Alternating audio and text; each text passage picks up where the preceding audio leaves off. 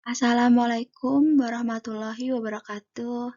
Halo semuanya, balik lagi bersama Lutfia Fitra Insani, NIM 234. Kali ini saya akan menjelaskan bab risk assessment. Nah, di 3.1 ada tahapan audit. Fase utama audit adalah penilaian risiko, respon risiko, dan pelaporan. Setelah penerimaan klien atau keputusan kelanjutan telah dibuat, tahap pertama audit adalah menilai risiko klien dan merencanakan audit. Secara umum, fase penilaian risiko melibatkan kesalahan penyajian materi dalam laporan keuangan, pelaksanaan risiko dan penilaian materialis, dan pengembangan strategi audit. Selanjutnya ada gambaran umum audit. Di 3.1.1 ada fase penilaian risiko. Menyatakan opini audit yang tidak tepat ketika laporan keuangan salah saji material. Sebuah auditor akan melakukan berbagai prosedur penilaian risiko untuk memastikan bahwa perhatiannya yang tepat diberikan akun dan transaksi yang paling berisiko salah saji material. Selanjutnya, di 3.1.2 ada fase respon risiko. Fase respon risiko audit melibatkan pengujian rinci atas pengendalian transaksi dan saldo akun.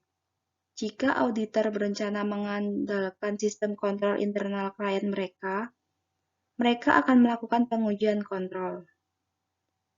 Selanjutnya, di 3.1.3 ada penyimpulan dan pelaporan audit. Fase terakhir audit melibatkan penarikan kesimpulan berdasarkan bukti yang dikumpulkan dan tiba pendapat tentang kebenaran dan kewajaran laporan keuangan. Opini auditor diungkapkan dalam laporan audit. Nah, selanjutnya di 3.2 ada mendapatkan pemahaman tentang klien. Pada awal setiap audit, auditor harus mendapatkan pemahaman tentang klien mereka.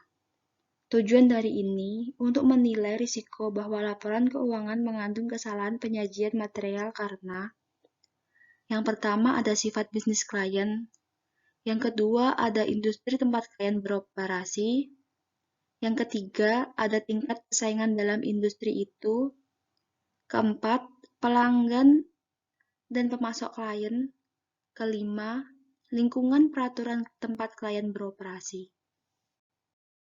Untuk memperoleh pemahaman tersebut, auditor itu akan mempertimbangkan masalah yang pertama, yaitu di tingkat entitas.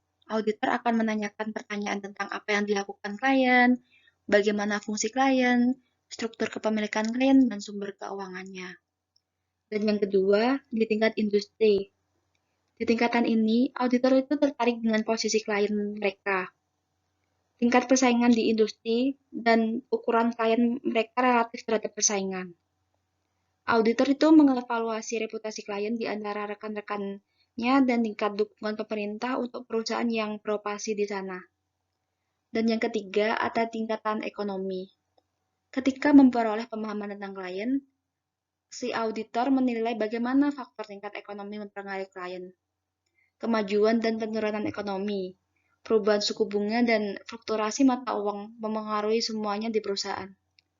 Auditor itu perhatian dengan kerentaan klien mereka terhadap perubahan ini dan kemampuannya untuk menahan tekanan ekonomi.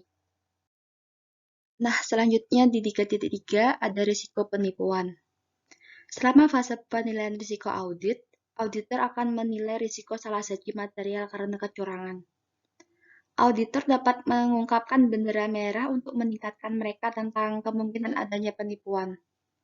Kemungkinan telah terjadi bendera merah itu meliputi yang pertama ada pergantian karyawan yang tinggi, yang kedua ada personil keuangan utama yang menolak mengambil cuti, yang ketiga ada manajemen yang terlalu dominan, yang keempat ada praktik kompensasi yang buruk, yang kelima ada program pelatihan yang tidak memadai, yang keenam ada struktur bisnis yang kompleks, yang ketujuh ada tidak adanya atau tidak efektif staf audit internal, yang kedelapan perputaran auditor yang tinggi, yang kesembilan transaksi yang tidak biasa, Yang ke-10, pengendalian internal yang sangat lemah.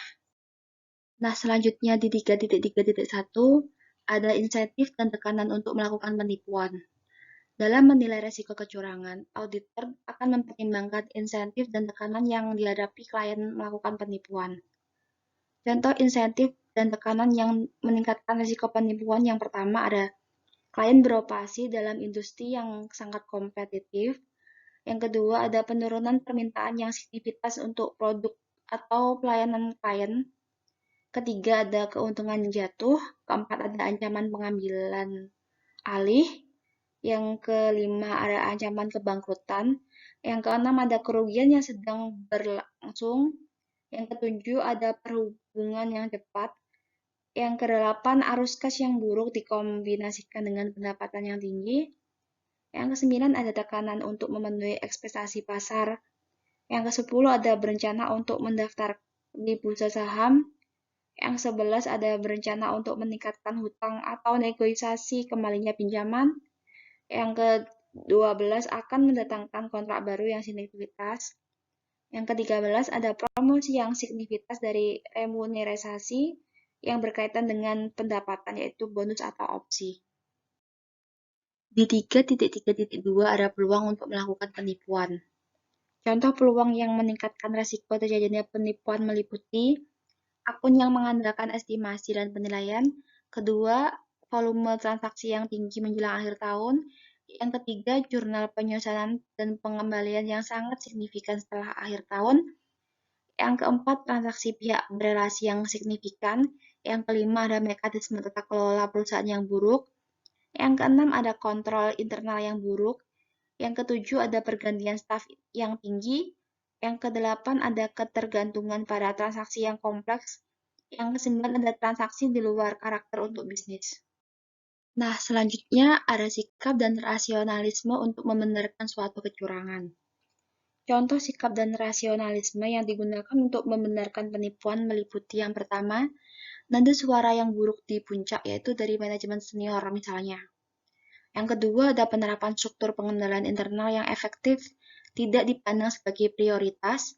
Yang ketiga, fokus yang berlebihan pada maksimalitas keuntungan dan atau mungkin harga saham. Yang keempat, ada sikap yang buruk untuk mematuhi peraturan akuntansi. Yang kelima, ada rasionalitas bahwa perusahaan lain membuat pilihan akuntansi yang tidak tepat yang sama. Nah, selanjutnya di 3.4 ada menjalani perhatian atau going concern. Selama setiap fase audit, auditor akan mempertimbangkan apakah tepat untuk mengasumsikan klien akan tetap bertahan. Asumsi kelangsungan hidup dibuat saat diyakini bahwa perusahaan akan tetap menjalankan bisnisnya di masa mendatang. Nah, lalu di 3.4.1 ada risiko going concern indikator. Untuk setiap klien, auditor akan menggunakan pertimbangan profesional mereka untuk menilai apakah kelangsungan usaha mereka itu valid. Daftar lengkap peristiwa dan kondisi yang menimbulkan keraguan asumsi kelangsungan usaha disediakan dalam ASA 570, yaitu indikatornya meliputi yang pertama, ada rasio hutang terhadap ekuitas yang signifikan. Yang kedua, ada pinjaman jangka panjang yang akan jatuh tempo tanpa adanya pembiayaan alternatif. Yang ketiga, ada kerugian yang berkepanjangan. Yang keempat, adanya ketidakmampuan untuk membayar hutang pada saat jatuh tempo. Yang kelima, keengganan pemasok untuk menyediakan barang secara kredit. Yang keenam, hilangnya pelanggan yang signifikan. Yang ketujuh, ketergantungan yang berlebihan pada beberapa pelanggan atau pemasok. Yang kedelapan, menggantikan staf yang tinggi. Yang kesembilan, hilangnya personel kunci yang lama. Yang ke-10, staf mogok secara teratur. Yang ke-11, ketidakpastian seputar ketersediaan input utama atau bahan mentah di masa mendatang.